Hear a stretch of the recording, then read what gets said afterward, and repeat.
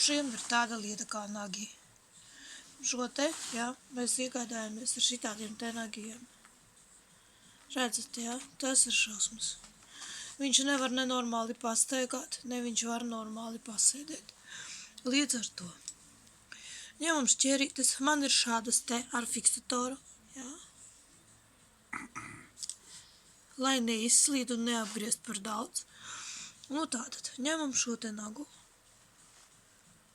Viņš jau uz sāniem sāk griezties pat. Un ņemam viņu nost. Akurāti skatāmies, lai neiegriezt dzīvajā nagā, citādi asinis būs pa visām pusēm. Tādēļ akurāti ņemam un nogriežam šo nagu. Tāpat ar pārējiem izdarīsim tūlīt.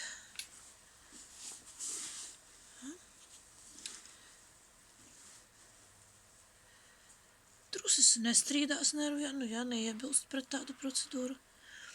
Acīm redzot, viņš jau ir diezgan nocieties ar tādiem nagiem.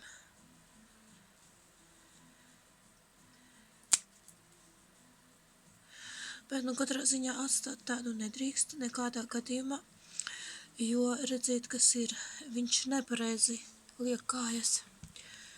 Šeit šai kājiņai nav nekas, bet šeit, redziet, jau ir problēmiņa. Var redzēt, vai ne? Šo te problēmiņu mēs risinām, mums ir tāda lieta kā zilais sprejs. Zilais sprejs. Ņemam zilo spreju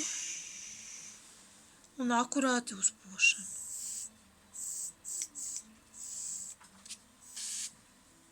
Lūk, tādu zilu. Iekrāsojam drusim pēdiņu, mazliet zilu, jā, lai nebūtu infekcijas, lai viņam sacītu kā vajag. Lūk, šādu te mēs veicam procedūru. Veicam procedūru mūsu burgundas trusim. Es jums viņu parādīšu, jā, tačam jātur.